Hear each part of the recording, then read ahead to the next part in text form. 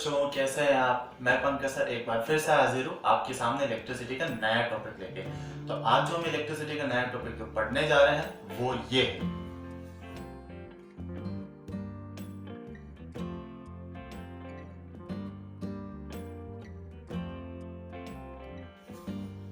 तो देखिए बेटा, बोर्ड पे मैंने आज का टॉपिक बहुत ही न्यारा प्यारा इंटरेस्टिंग टॉपिक मैंने लिख दिया है, पोटेंशियल एंड पोटेंशियल डिफरेंस। ठीक है, अब ये होता क्या है, पोटेंशियल ये वर्ड क्या होता है। ठीक है, तो इसके लिए क्या करिए, एक छोटा सा फंडा मैं आपको समझाता हूँ। लेट इट बी, आप एक होलो पाइप कंसिडर करिए, बिल्कुल अंदर से जो खोखला होता है। ठीक है, हमने क्या किया, इस होलो पाइप की यहाँ इस पॉइंट पे एक मार्बल, एक छोटा सा जो एंटी आता है वो अपन ने यहाँ पे पुट किया। ठीक है, उसको यहाँ पे अंदर की तरफ रखा है। अब मैं क्या करता हूँ, उस मार्बल को इस साइड से पुश करता हूँ। ठीक है, तो क्या होगा, जैसे ही मार्बल को पुश करेंगे वो मार्बल यहाँ से रोल होता हुआ दूसरी साइड से बाहर निकल जाएगा। ठीक है ना।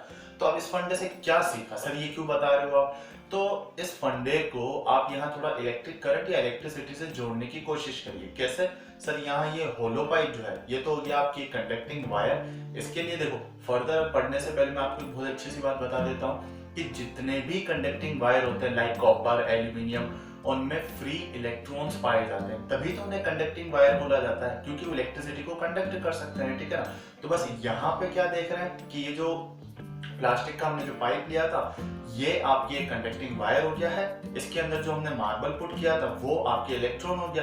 अब नाउ यहाँ जो इलेक्ट्रॉन है जो कि चार्ज है उसको यहाँ पीछे से हमने क्या किया था, पुश किया था। तो जैसे पुश करते वो मार्बल या जो वो इलेक्ट्रॉन है वो यहाँ इस पोजीशन से फ्लो करता है, वो दूसरी पोजीशन पे आ जाता है। ठीक है ना। तो ये जो फोर्स अप्लाई होता है ना ऑन द इलेक्ट्रॉन या on the marble, that force is known as the potential. That is the simple definition. ठीक है, कि भाई किसी भी चार्ज को सर्किट में फ्लो होने के लिए जो फोर्स चाहिए होता है, that force is known as a potential. पर अब इसे एकदम एनसीईआरटी वाली एकदम गंदी वाली लैंग्वेज में अगर अपन बोले, जो कि एकदम यूं कह सकते हैं सोफिस्टिकेटेड है, तो उसमें ये क्या कहता है देख लेते हैं।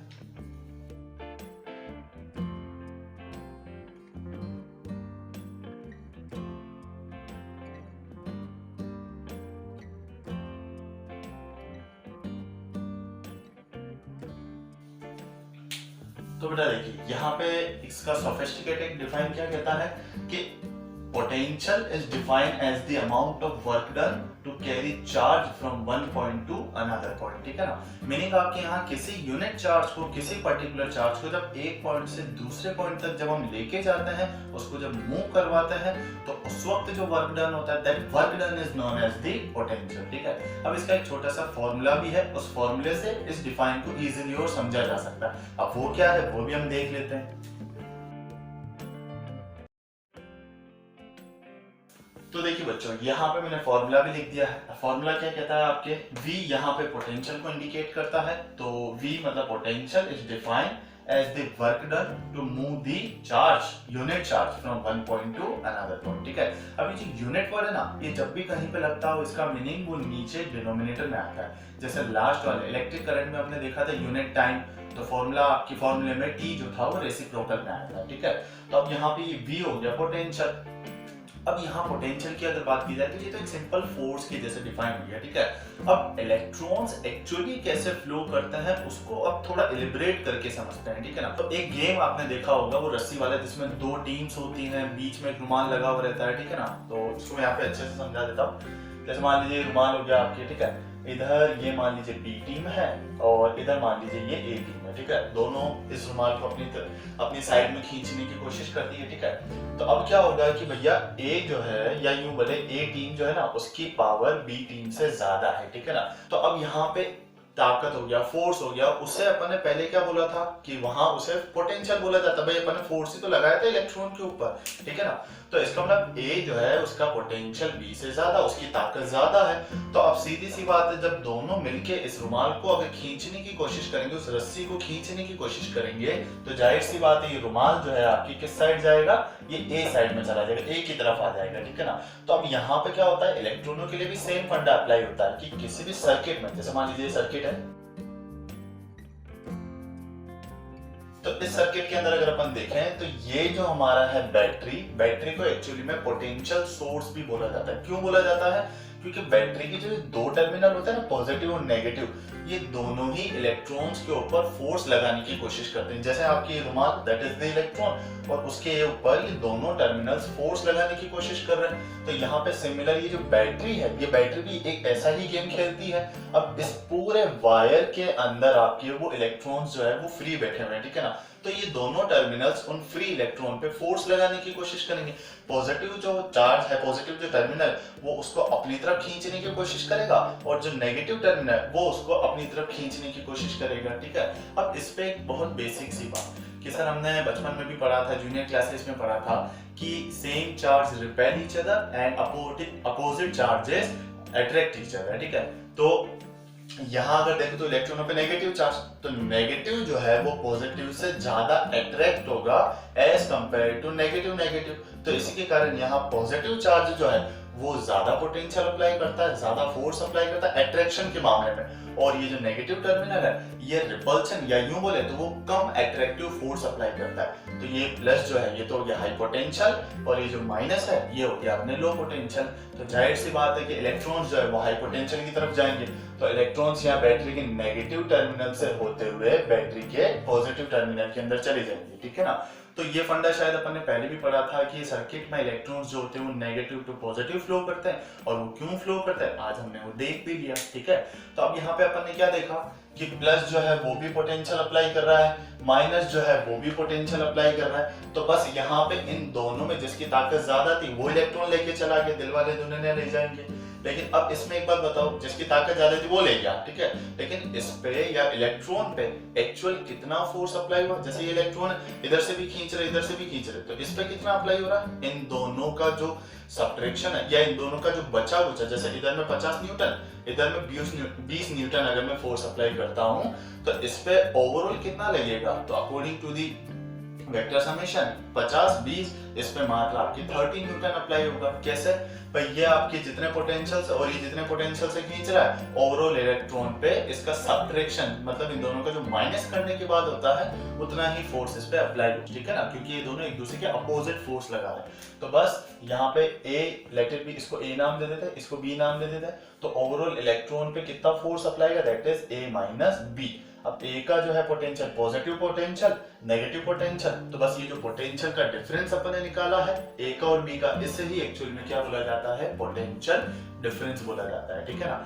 तो यहाँ पे पोटेंशियल डिफरेंस क्या है ये भी मैंने आपको समझा दिया कि भाई दो अलग अलग पोजीशन से जब एक ही चीज पे, एक ही इलेक्ट्रॉन पे फोर्स लगाया जाता है, तो एक्चुअल फोर्स जो होता है जो उस पे अप्लाई हो रहा है, उन दोनों का मिला के या उन दोनों का सब्ट्रैक्ट करके, that is known as the potential difference, ठीक है। और इसका यूनिट अगर अपन देखें, अब जैसा कि अपन ने देखा कि पोटेंशियल का फॉर्मूला देखा था V = W/Q, ठीक है।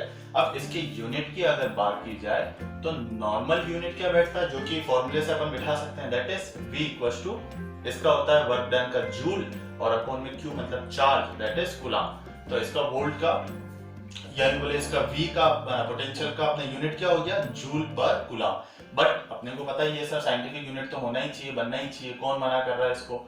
तो इसका ऐसा यूनिट क्या होगा? वोल्ट होगा, ठीक है। इसका ऐसा यूनिट, जनरली साइंटिफिक यूनिट जो होता है ये वोल्ट होता है। ये भी साइंटिस्ट का नाम है, ठीक है ना। जैसे इलेक्ट्रिक करंट जो है उसका ऐसा यूनिट भी एम्पियर साइंटिस्ट के नाम पे रखा गया, तो सिमिलर वे में वोल्टेज जो है that is volt short form में, और सिंपल इसे V से इंडिकेट कर सकते हैं, वो भी साइंटिस्ट का नाम है, और ये इसका पोटेंशियल का ऐसा यूनिट होता है, ठीक है। और potential difference volt minus volt, simple volt ही आएगा अपने यहाँ पे। तो ये था अपना बेटा पोटेंशियल और पोटेंशियल डिफरेंस के बारे में। अब नाउ पोटेंशियल डिफरेंस को कैसे मेजर किया जाता है वो भी अपन यहाँ पे देख लेते हैं, ठीक है। तो देखो बच्चों, यहाँ पे मैंने एक सर्किट वापस ड्रॉ करवा दिया, जैसे कि अपने एमीटर के वक्त भी पढ़ा था।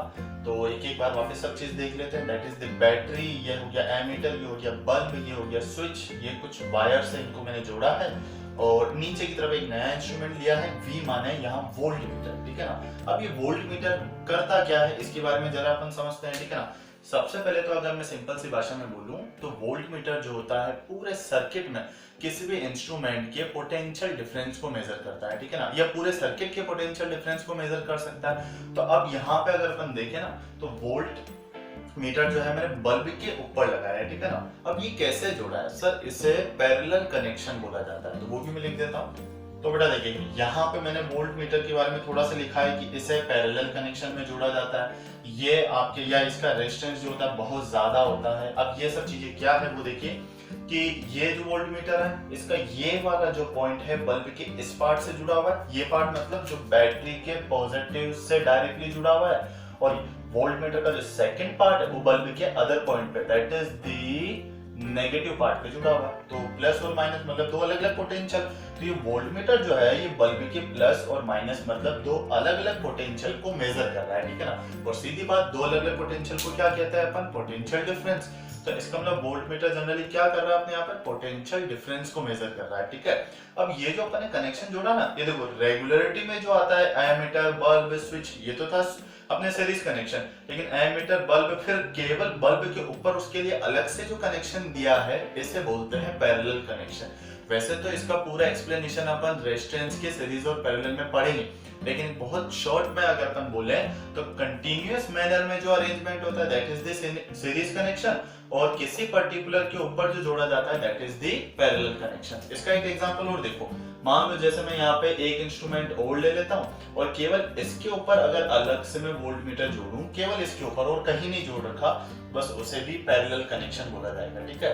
तो ये पैरेलल कनेक्शन है। दूसरा, इसका रेजिस्टेंस बहुत ज्यादा होता है। अब ऐसा क्यों होता है सर, आपको याद होगा मैंने पहले वाले वीडियो में बोला था कि जब भी वायर ब्रांचेस में डिवाइड होता है तो करंट जो होता है वो भी टूट जाता है, वो भी डिवाइड हो जाता है, ठीक है। तो अब यहाँ पे वोल्ट मीटर का काम क्या था, मेनली भाई पोटेंशियल डिफरेंस को मेजर करना, not the measurement of electric current. उसका काम तो एमीटर कर ही रहा है। तो अब यहाँ पे जैसे ही ये इलेक्ट्रिक करंट आता है, ये देखिए दो ब्रांचेस में टूट गया। अब ब्रांच में टूटना मतलब आपकी क्या होगा कि इलेक्ट्रिक करंट जैसे मान लीजिए टोटल 5 एम्पियर था, ऊपर वाले में 3 एम्पियर, नीचे वाले में 2 एम्पियर। तो इस बल्ब को तो मात्र 3 एम्पियर ही मिल रहा है ना, पर इसे तो अपने को मैक्सिमम सप्लाई करना है। तो अगर ये ब्रांच को अगर अपन क्या कर देते बहुत ज्यादा रेजिस्टेंस वाली बना देते हैं, मतलब इसका वोल्टमीटर का रेजिस्टेंस अगर बहुत ज्यादा दे देते हैं तो इलेक्ट्रॉन्स इस वाले ब्रांच से पास नहीं होंगे। अगर इस वाली पाथ पे, इस वाले रोड पे अगर मान लीजिए बहुत ज्यादा गड्ढे, तो जाहिर सी बात है इस पे आप साइकिल लेके या मोटरसाइकिल लेके नहीं जाओगे, आप क्या करोगे, सीधे निकल जाओगे। तो इसी के कारण आपके सारे इलेक्ट्रॉन्स या इलेक्ट्रिक करंट जो होगा वो भी सारा बल्ब से पास हो जाएगा। तो बस अपने को यहाँ maximum current through the bulb भी मिल जाएगा। तो इससे आपके क्या होता है, रेजिस्टेंस हाई रखने से इसमें इलेक्ट्रिक करंट पास नहीं होता, और ये सिर्फ अपने इन दो पॉइंट्स या दो अलग अलग पोटेंशियल के बीच का डिफरेंस पता कर लेता है, ठीक है। So that is the voltmeter, ठीक है बेटा। नया टॉपिक अब अपन देखते हैं। तो बच्चों आगे का टॉपिक स्टार्ट करने से पहले यहाँ इलेक्ट्रिसिटी चैप्टर में जो कुछ सिंबल्स यूज हो रहे हैं, वैसे तो अपन ने सर्किट में इनका यूज भी किया था जैसे बैटरी, बल्ब, तो उनको एक बार पूरे अच्छे से देख लिया जाए कि ये होते क्या है, ठीक है। ताकि फर्दर जब अपन और कुछ टॉपिक पढ़ें तो कुछ और टॉपिक अगर अपन क्लियर करने की कोशिश करें तो उनको आसानी से समझा जा सके। तो वो क्या है फटाफट देख लीजिए यहाँ पे। तो देखिए बच्चों यहाँ पे मैंने कुछ सिंबल्स और उनके नेम लिख दिए, एक एक करके जरा उन्हें समझ लेते हैं क्या है। सबसे पहले देखिएगा यहाँ पे एक सिंपल प्लस माइनस एक बड़ी और छोटी लाइन सेल को रिप्रेजेंट कर सकती है। सेल मतलब छोटा पोटेंशियल सोर्स, ठीक है। और यहाँ अगर ज्यादा हो तो बैटरी हो गया, इसे बल्ब बोलते हैं, ये अपन पहले पढ़ चुके हैं। की ऑन और की ऑफ का ये सिंबल भी अपन पहले पढ़ चुके हैं, बट ये वाला नया है।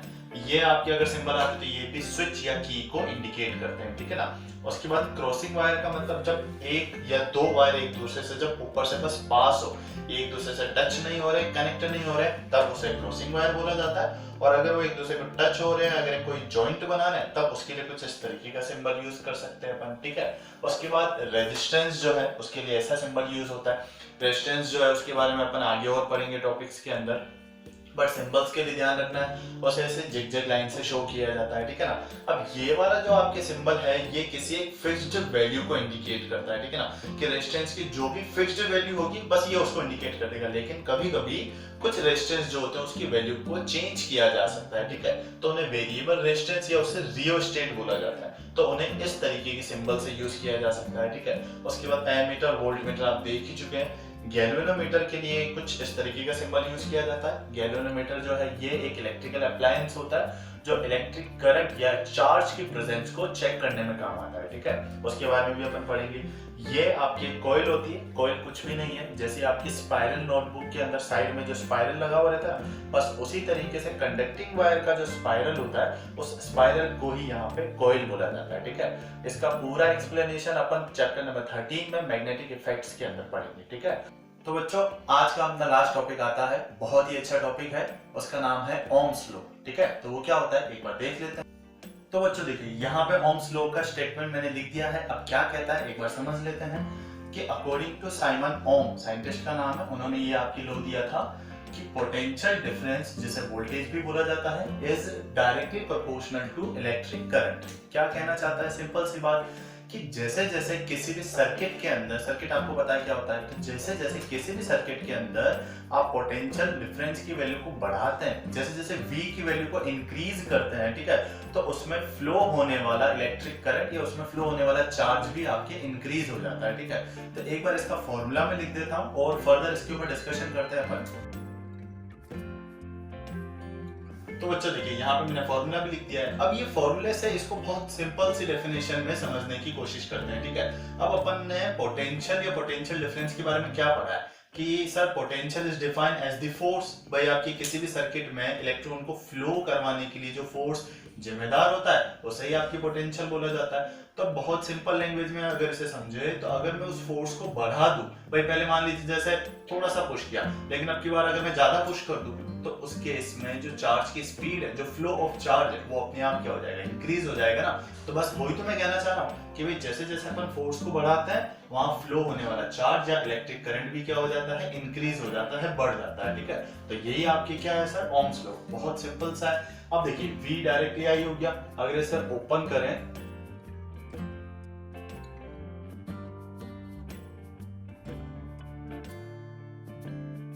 तो बच्चों देखिएगा V और I तो हमें पता है क्या होते हैं, वोल्टेज और इलेक्ट्रिक करंट, बट अब ये R क्या होता है, तो R यहाँ पे कांस्टेंट है, इस प्रपोर्शन को खोलने पे जो कांस्टेंट है वो है, और इसे रेजिस्टेंस भी बोला जाता है। ठीक है, तो अब ये रेजिस्टेंस के बारे में मैं थोड़ा सा डिफाइन आपको प्री वीडियो के अंदर बता चुका हूँ, फर्दर एक्सप्लेनेशन हम नेक्स्ट वीडियो के अंदर पढ़ेंगे। ठीक है ना, तो अब यहाँ पे इससे रिलेटेड यहाँ साइमन ओम का एक छोटा सा ग्राफ है, बोर्ड एग्जाम्स के ऊपर उसका एक न्यूमेरिकल आया है, इसका एक छोटा सा क्वेश्चन आया है। ठीक है ना, तो पहले यहाँ ग्राफ के ऊपर देख लेते हैं अपन। तो बेटा देखिए ग्राफ के अंदर अगर अपन देखिए V इक्वल टू आई है, मतलब V और I एक दूसरे के डायरेक्टली है, तो y एक्सिस पे मैं V वोल्टेज ले लेता हूँ और x एक्सिस पे I अपन इलेक्ट्रिक करंट ले लेते हैं। ठीक है, तो अगर ये दोनों एक दूसरे के डायरेक्टली प्रोपोर्शनल है तो सीधी बात V और I दोनों की वैल्यू इक्वल चलेगी। कैसे, जैसे 0,0 1,1 2,2, या अगर सिंपल भाषा में बोले तो दोनों एक सिंपल रेशियो में इंक्रीज होंगे। ठीक है ना, जैसे अगर मान लीजिए किसी वक्त आपकी V और I की वैल्यू अगर 0 है, ठीक है,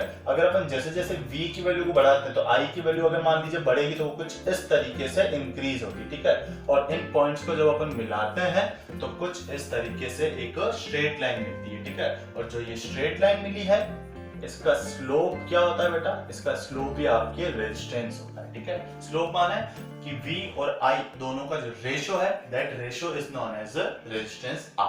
ठीक है बेटा, तो ये था आज का अपना लास्ट टॉपिक। तो आई होप बच्चों आपको ये वीडियो पसंद आया होगा, फटाक से जाके इसको लाइक कर दीजिए, शेयर कर दीजिए और इस चैनल को फटाफट से सब्सक्राइब कर दीजिए। तो फटाफट से जाके लाइक कर दीजिए and keep supporting and sharing. Thank you.